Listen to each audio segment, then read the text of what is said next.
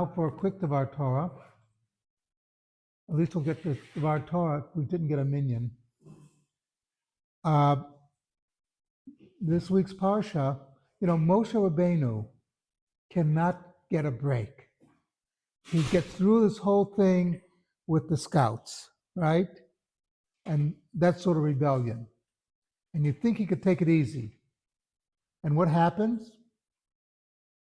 The whole issue of Korach comes up. Korach is rebelling, and Korach has what appears to be a very common sense argument. We're all holy. Why are you and your brother running the show? Shouldn't we have elections? Shouldn't we do this democratically? If we're all holy, what makes you so special? That's his argument. And Moshe is flummoxed. But it goes to a concept that nobody who merely wants power says, look, vote for me because I want all the power. They give you an argument that makes sense, that seems to make sense on the face of it. But when you dig down, there's a lot of flaws in it. Okay, you see this all the time. We were talking just now before the minyan that there's an accusation that Elon Musk was accused of being an anti-Semite because he gave what appeared to be a Nazi salute, which in reality it was simply that old salute that a lot of people do from both parties, from my heart to you. That's not, that's just one of the things that people do. But on the face of it, if you don't do any digging, oh yeah, that makes sense. You see this all the time. People will make an argument that on the face of it looks very logical, but there's internal flaws that'll just come apart. And by the way, it is a strategy among certain groups. Communists, for instance, this is one of their strategies.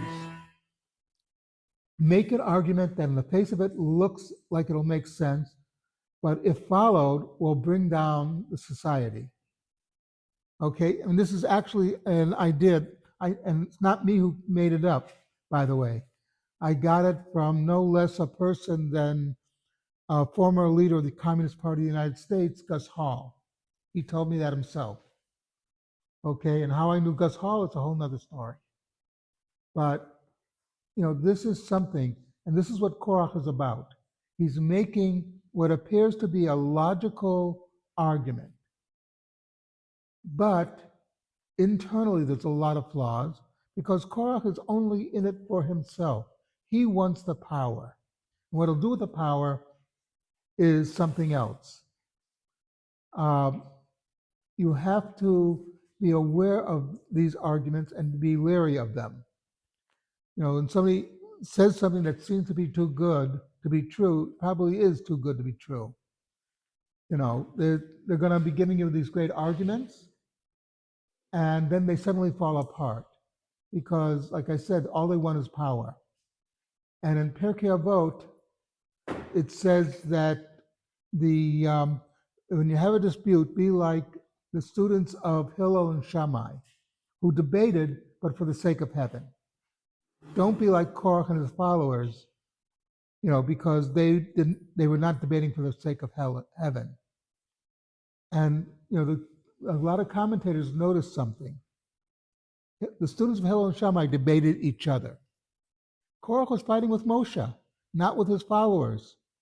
Except if Korach had won, they would have fought with each other over the slim pickings.